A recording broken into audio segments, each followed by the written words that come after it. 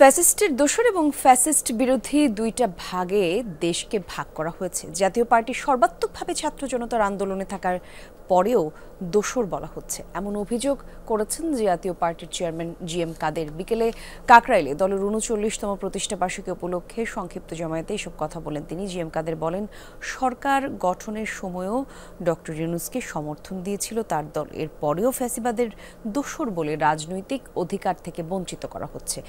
সভা সমাবেশ করতে দেয়া হচ্ছে না, ছাত্র হত্যার বিচারে কেউ বাধা দেবে না উল্লেখ করে তিনি বলেন, বিচারের নামে মানুষকে হয়রানি করে পার পাওয়া যাবে না। ফ্যাসিস্টের দোসর আর ফ্যাসিস্ট হিসাবে যদি থাকে তাহলে এটা কি কোনো মিল হচ্ছে? 50 ভাগ লোককে আপনি বাদ দিয়েছেন এবং আর 50 ভাগ দিয়ে তাদের উপর নির্যাতন করছেন। শেখ হাসিনার সঙ্গে আমাদের যার বিরুদ্ধে যত ধরনের আমরা সমালোচনা করেছি, যতভাবে তাকে প্রতিহত করার চেষ্টা করেছি, তাদেরকে কোনো সময় আমরা কোনো রকম ইল্লিগাল কাজে আমরা কোনো সময় আমরা তাকে কোনো সময় সুযোগ করতে দেই নাই।